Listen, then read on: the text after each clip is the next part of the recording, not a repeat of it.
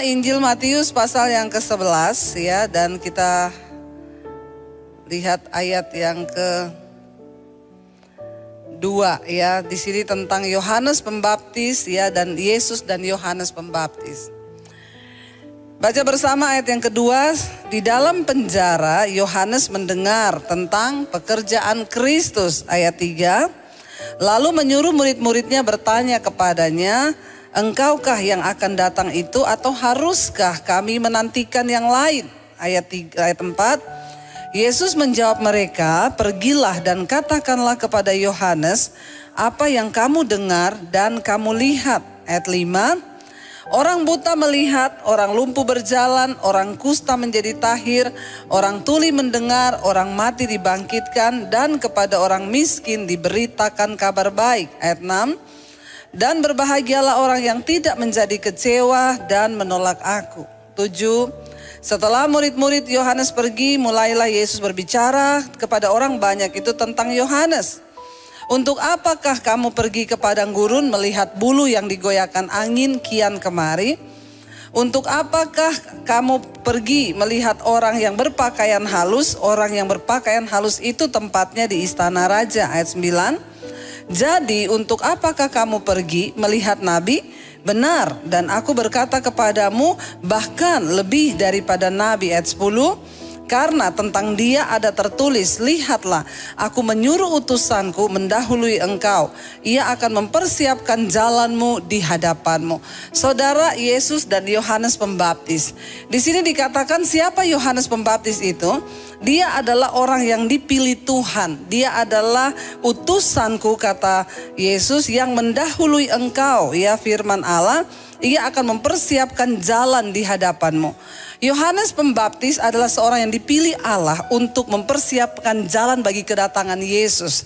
Dia adalah nabi perantara antara perjanjian lama dan perjanjian baru.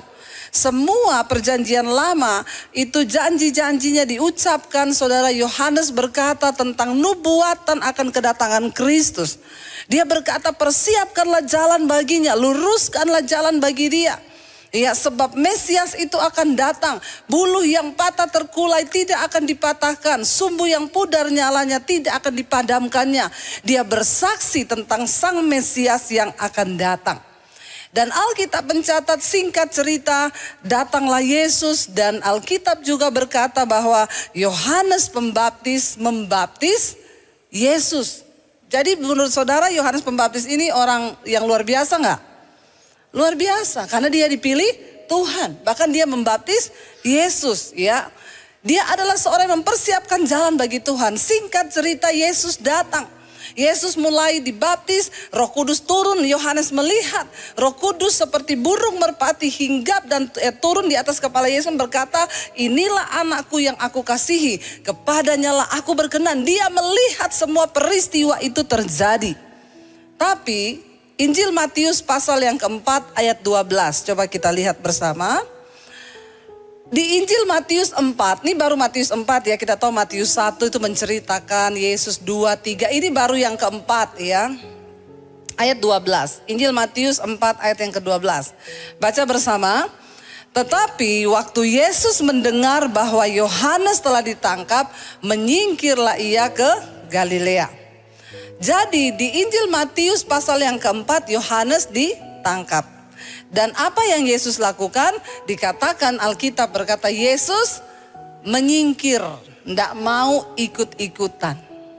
Saudara, saya mencoba bertanya, seandainya kita yang jadi Yohanes, ya coba kita sedikit merenung bukan menghayal. Ya, tapi merenung. Kalau saudara dipilih menjadi Yohanes, orang yang mempersiapkan jalan bagi Tuhan, yang berkata bahwa luruskan jalan baginya, sang Mesias akan datang. Dia adalah seorang diurapi yang maha tinggi dan bla bla bla bla lain, dan semua terjadi. Lalu pada akhirnya Yohanes ditangkap dan dipenjara. Lalu Yesus menyingkir. Kira-kira kalau saudara jadi Yohanes, saudara kecewa atau tidak? Jujur, kecewa atau enggak? Kecewa. Dan Alkitab berkata tadi di Injil Matius pasal yang ke-11 ayat yang kedua. Tolong dibalik lagi, Injil Matius 11 ayat yang kedua. Dengan jelas firman Tuhan berkata di sana, di dalam penjara. Singkat cerita, Yohanes di penjara. Dari dalam penjara dia mendengar tentang apa? Pekerjaan Kristus. Dia menyembuhkan orang sakit, orang mati bangkit, orang lumpuh berjalan, orang buta melihat. Dia mendengar sementara dia di dalam. Saudara kalau punya teman atau saudara sudah, ya saudara pernah pakai orang itu untuk melakukan tugas saudara, lalu dia di penjara. Ya, ada nggak niat saudara untuk bantu dia? Itu tidak terjadi dengan Yohanes. Ketika dia sudah memberitakan tentang Kristus, dia membaptis Yesus loh. Dan Alkitab berkata, dia ditangkap dan dipenjara. Dari dalam penjara, dia dengar tentang kehebatan pekerjaan Kristus di luar sana. Yesus menyembuhkan orang sakit, membangkitkan orang mati. Dan dia saudara merasa, orang lain bisa ditolong, orang lain dilakukan sesuatu. Tetapi kenapa aku tidak ditolong? Ada rasa iri hati melihat pekerjaan Tuhan bagi orang lain, tapi kenapa saya tidak? Seringkali kita juga mengalami ini dalam hidup kita. Ketika kita mendengar orang ditolong, ya tidak semua orang dengar kesaksian kita itu seneng loh saudara. Ada yang waktu kita cerita, kita bersaksi, dia tuh pura-pura seneng. Oh iya ya, hebat ya, dahsyat ya. Tapi dalam hati dia tidak seneng. Ya, ada ketika orang mendengar ya tentang kenapa Tuhan ya kok dia bisa ya diberkati, kok aku enggak ya. Timbul kecewa, timbul iri hati, sehingga ayat yang ketiga firman Tuhan berkata, Yohanes menyuruh murid-muridnya pergi kepada Yesus untuk bertanya. Pertanyaannya apa? Coba kamu tanya sama Yesus, engkaukah yang akan datang itu atau haruskah kami menanti orang lain? Saudara, ini pertanyaan yang sebenarnya tidak perlu terucap dari seorang Yohanes. Dia sudah melihat bahwa memang itu Yesus, Sang Mesias yang akan diutus Allah menjadi juru selamat. Dia bahkan yang membaptis Yesus. Dia berkata, maaf, untuk membuka tali kasutmu pun aku tidak layak. Tapi Tuhan bilang, untuk semuanya bisa tergenapi, engkau harus membaptis aku. Dia melihat Yesus yang benar-benar adalah Mesias yang dia beritakan itu datang. Tapi karena kekecewaan, ya, dan dia iri melihat bagaimana pekerjaan Yesus di luar sana, sementara dia tidak mengalami pertolongan itu. Dia suruh murid-muridnya tanya, dia benar nggak itu Mesias?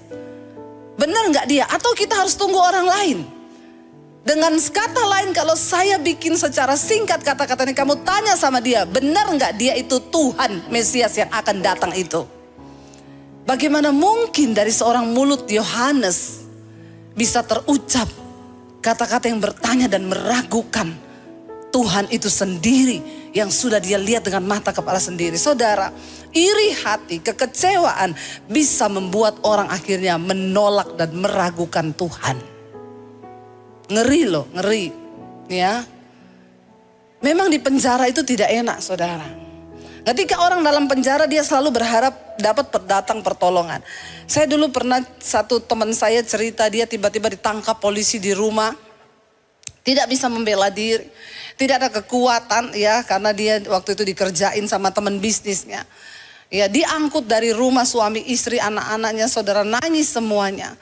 Tidak ada ampun, dia dibawa di sel berapa minggu di sel. Dia bilang, Bu, saya tidur di situ, saya makan di situ, lubang WC-nya juga di situ. Nggak enak, Bu, dia bilang. Di penjara itu nggak enak. Akhirnya saudara, dia berharap untuk datang pertolongan. Orang tuh di penjara yang dia harapkan ada orang yang akan datang menolong. Dan dia berpikir Yesus yang adalah Mesias, Sang Tuhan itu, Sang Juru Selamat yang melakukan pekerjaan yang ajaib, harusnya dia datang tolong saya. Tapi tidak terjadi. Berapa banyak kali kita, saudara, kalau kita sudah berdoa, kita ke gereja, lalu kita berkata, saya sudah doa, saya sudah puasa, tapi apa yang Tuhan buat? Saya nggak rasa apa-apa. Hidupku begini-begini aja, nasibku begini-begini aja. Saudara, kenapa bisa Yohanes Pembaptis kecewa kepada Tuhan, saudara? Karena di dalam hidup ini mengiring Tuhan. Jangan semuanya hanya tertuju kepada aku, dan aku. Harusnya aku begini, harusnya Tuhan tuh berbuat begini, harusnya begini, harusnya begitu. Kita ikut Tuhan bukan supaya keadaan kita baik. Kita ikut Tuhan bukan supaya masalah kita selesai. Kita ikut Tuhan karena memang dunia ini tempatnya masalah, dunia ini tempatnya dosa, dunia ini tempatnya penderitaan. Kita ikut Tuhan supaya ketika engkau mengalami hal-hal yang buruk, engkau punya kekuatan dan pengharapan di dalam Dia. Katakan. Makanya banyak orang kecewa. Bu, saya tuh sudah sungguh-sungguh ikut Tuhan, tapi kenapa suamiku mati, Bu? Saya mau tanya, engkau ikut Yesus terus engkau enggak mati-mati? Enggak kan? Walaupun kita jadi anak Tuhan yang taat, apakah kita masih bisa akan menghadapi masalah? Iya, karena kita masih hidup di dunia. Walaupun kita sudah sungguh-sungguh ikut Tuhan, apakah orang bisa kena kanker? Bisa. Waktu kita sudah sungguh-sungguh melayani, apakah anak kita bisa mempermalukan, mengecewakan kita? Bisa. Ini dunia. Tapi kenapa kita mempercayai Tuhan? Karena orang-orang yang mempercayai Tuhan, dia akan menghadapi masalah dalam hidupnya, tapi dia punya pengharapan bahwa Tuhan akan beserta bahkan sampai pada kekekalan. Amin. Makanya orang berkata, Bu, saya divonis mati 6 bulan lagi. Puji Tuhan, kenapa? Engkau punya Yesus. Sekalipun engkau tidak disembuhkan, engkau sudah punya Tuhan. Ada jaminan keselamatan sampai pada kekekalan. Tidak semua harus disembuhkan, tapi Tuhan menjamin masa depan dan hidup kita sampai pada kekekalan. Itu yang terpenting, Bapak Ibu. Ya, tapi banyak orang Kristen tuh salah mengikut Tuhan. Dia pikir kalau dia ikut Tuhan, pokoknya aku yang aku turuti, yang aku mau, yang aku ingin, semua terjadi sesuai yang aku mau. Tidak begitu. Yesus bisa gak menolong Yohanes? Bisa. Bahkan Alkitab mencatat akhirnya Yohanes kepalanya dipenggal. Dan Tuhan gak tolong. Tuhan gak datang untuk membebaskan dia. Ya. Dan iman seperti apa yang kita miliki, saudara? Kalau kita hanya mengikut Tuhan sampai hanya untuk melihat mujizat, maka engkau salah. Ya, kita mungkin akan kena sakit satu saat, kita juga mungkin akan mati. Tetapi kita harus tetap percaya, kita percaya Yesus karena ada jaminan sampai pada hidup yang kekal. Karena hidup yang sesungguhnya bukan di dunia ini. Makanya Alkitab berkata, kalau engkau hanya menaruh harapan saja kepada Kristus selama engkau hidup di dunia ini, engkau adalah manusia yang paling malang dari semua manusia yang ada di dunia. Taruh pengharapanmu sampai pada kekekalan. Tuhan, aku sembuh atau tidak sembuh, aku percaya engkau menjadi jaminan sampai pada kekekalan. Aku kaya atau aku miskin, aku tetap percaya bahwa engkau Tuhan yang setia. Itu yang Tuhan mau, Bapak Ibu. Jangan engkau punya kekecewaan.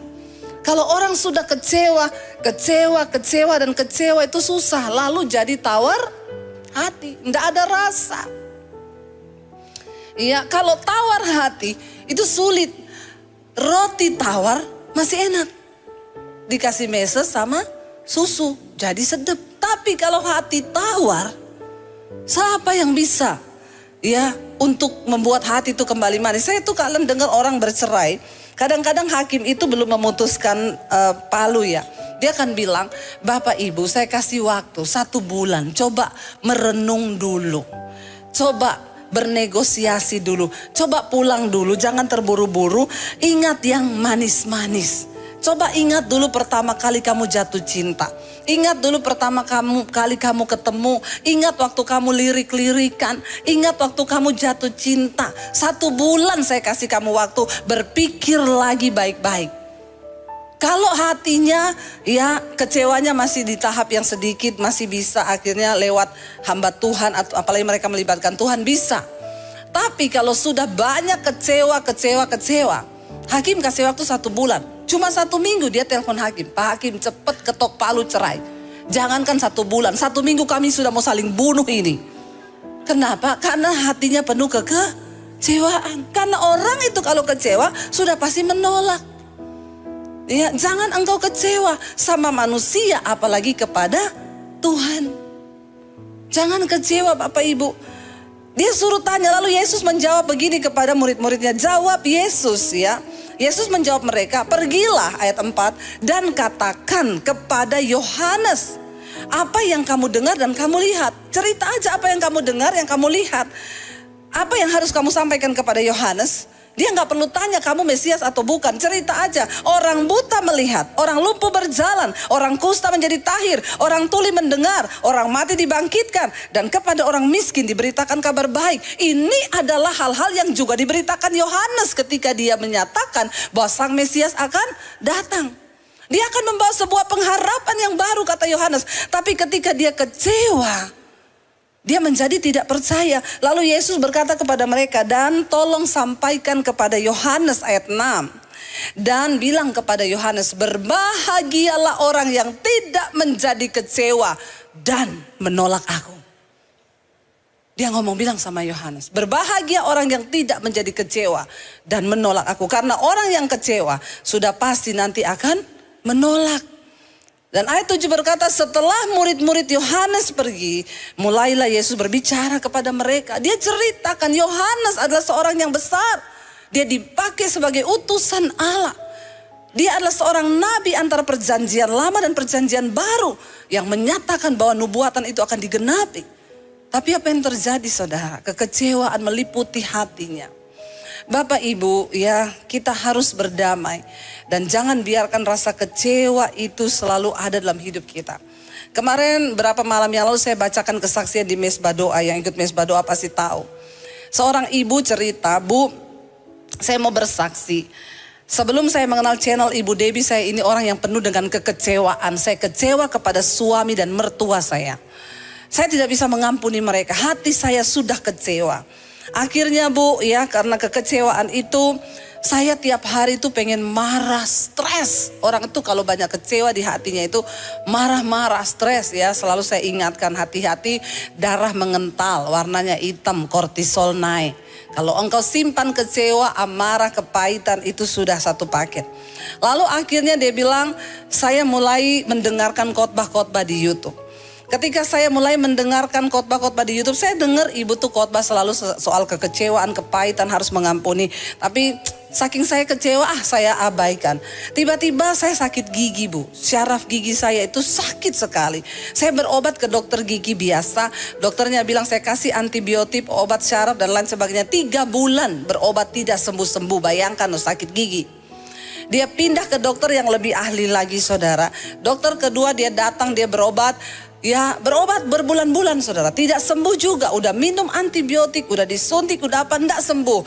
Dia bilang, ibu tahu sakitnya itu setengah mati, sakit banget. Sampai dia minum aja nggak bisa. Minum kalau kena syaraf itu kesakitan. Bukan cuma minum, makan, tidur pun nggak bisa. Dan itu sakit gigi saudara. Saudara pernah rasa sakit gigi? Lebih baik sakit gigi daripada sakit hati. Katanya sih, tapi menurut saya lebih baik sakit hati sih daripada sakit gigi ya. Kalau sakit hati cepat-cepat bertobat, minta ampun sudah beres. Tapi sakit gigi, dan dia sakit gigi itu setengah tahun lebih, bukan 1 hari 2 hari. Bayangkan sakit terus saudara. Akhirnya datang ke dokter yang ketiga, ahlinya ahli dokter gigi. Ya dia cari lagi yang paling hebat, profesor. Dia datang, dia lihat, dia bilang kayaknya ini bukan sakit gigi dari syaraf deh Bu. Ini kayaknya berhubungan dengan psikis, kejiwaan. Bisa ya? Bisa loh saudara, dari kekecewaan dan sakit hati naik ke saraf gigi. Ada di antara saudara yang sakit gigi hari ini? Atau sakit apa saja? Ternyata memang benar, dari jiwa itu bisa mempengaruhi hal-hal yang ada di fisik. Tapi dokter itu bilang begini, ya udah tapi kita coba berobat. Hari Senin ibu balik lagi, kita akan operasi. Dan ibu sediakan uang 35 juta. Dia bilang, saya enggak pernah dikasih uang suami saya. Iya karena udah kecewa toh. Apalagi suaminya pelit, tambah kecewa. Bapak-bapak makanya jangan pelit, amin. Dia sakit hati, dia kecewa saudara. Ya dia bilang, saya sudah pikir Bu, operasi 35 juta, suami gak kasih saya uang berobat. Tapi saudara, ketika dokter tuh cuma bilang, Bu ini kayaknya dari psikis kejiwaan. Ibu stres enggak atau apa yang ibu simpan. Dia pulang malam itu, dia merenung. Lalu dia cari khotbah-khotbah di YouTube. Dia bilang, saya dengerin khotbah-khotbah, ya khotbahnya Ibu Debbie satu saat tuh saya nangis malam itu di jamaah Tuhan. Saya nangis semalam-malaman tidak berhenti Bu. Saya minta ampun sama Tuhan dan saya mulai belajar melepaskan pengampunan. Membuang kekecewaan di hati terhadap mertua dan suami saya. Saya kecapean nangis semalaman, saya ketiduran. Waktu saya bangun, saya rasa kenapa gigi saya sembuh. Bener loh Bapak Ibu. Yang gak tepuk tangan ini gak percaya. Awas loh kalau Anda sakit gigi ya. Baru Anda mengalami, hati-hati. Dia bilang dia kaget bangun. Kenapa gigi saya udah gak sakit? Padahal dia tuh lagi menunggu hari Senin, tinggal berapa hari lagi. Dia udah pikir keluar uang 35 juta. Dia akan dioperasi, diobok-obok. Tapi ketika dia lepaskan pengampunan. Dia bilang saya disembuhkan Bu. Sampai hari ini saya sembuh. Apa yang terjadi waktu dia sembuh? Hatinya baik, tidak stres lagi, gak marah-marah, bahkan tidak jadi kehilangan uang 35. Wow gak? Bilang wow. Amin. Loh saudara, ajaib loh ternyata.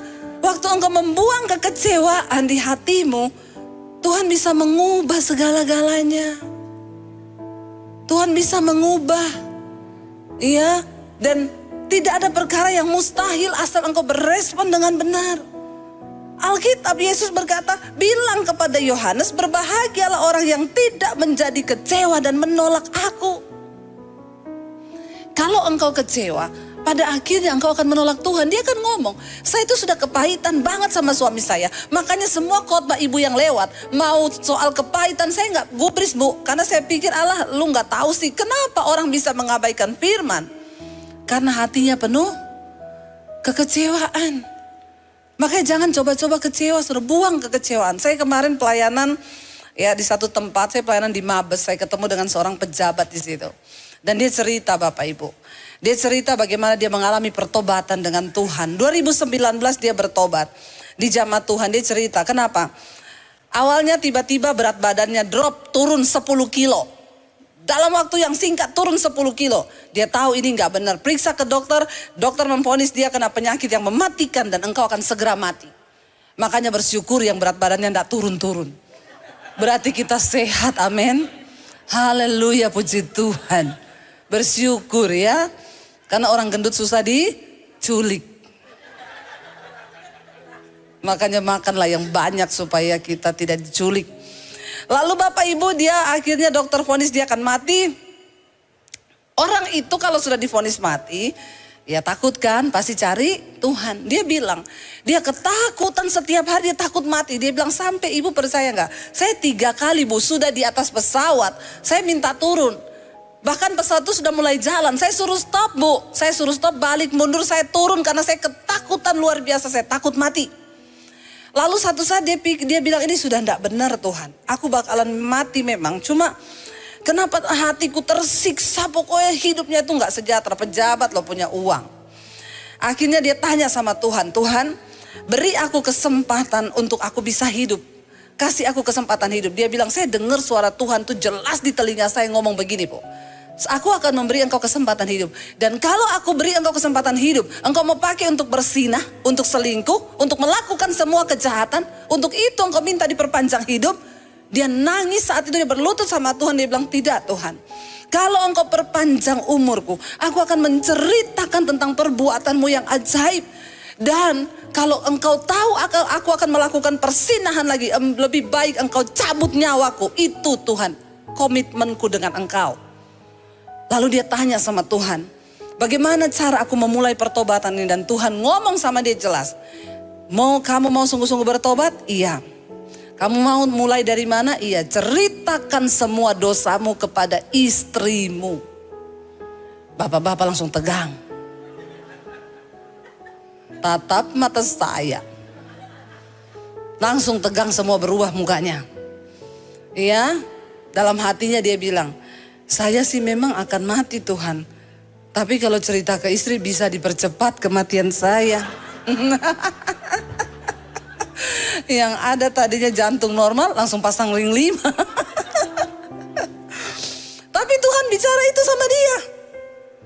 Lalu dia berdoa, dia bilang, Tuhan aku tahu dunia kiamat perang akan terjadi. Kalau aku cerita semua dosaku sama istriku.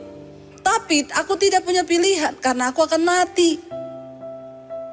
Dia panggil istrinya. Istrinya duduk di depannya dia, saudara. Dia bersaksi, ini ada istrinya di depan saya. Dia cerita, saya mau pengakuan dosa sama kamu. Ya beda ya, bapak-bapak itu berhenti selingkuh karena ketahuan sama ngaku sendiri itu beda ya. Ada yang berhenti kenapa? Ketahuan. Itu nggak sungguh-sungguh pertobatannya, itu cuma karena ketahuan. Tapi ini ngaku, dia cerita, 21 tahun kita menikah, saya mau cerita sama kamu semua dosa saya. Dia cerita, di apartemen ini ada, di situ ada, di sini ada, di situ ada. Dia bawa istrinya naik mobil keliling, ini loh apartemennya, ini loh rumahnya, ini loh tempatnya, ini loh, ini loh, ini loh. Istrinya syok dan kaget. Istrinya bilang sama saya, Bu, saya tahu suami saya bukan orang baik. Tapi saya tidak menyangka kelakuannya sebejat itu.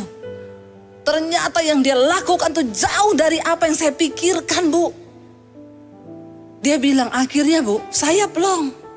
Istri saya tiap hari matanya bengkak, nangis tiap hari, tidak bisa makan, tidak bisa tidur 2 tahun. Kenapa? Hatinya kecewa. Kecewa, dia bilang kita menikah 21 tahun dan ternyata perbuatanmu seperti itu. Suaminya bilang, aku akan mati. Aku terima semua penghakimanmu, aku terima. Ngomong aja, pokoknya aku tuh akan mati, aku minta maaf. Tapi kenapa istrinya bisa sembuh, saudara? Termasuk cepat 2 tahun tuh sembuh. Karena dia melihat ada buah pertobatan yang dihasilkan oleh suaminya. Dia bilang, Bu, suami saya tiap pagi bangun berdoa.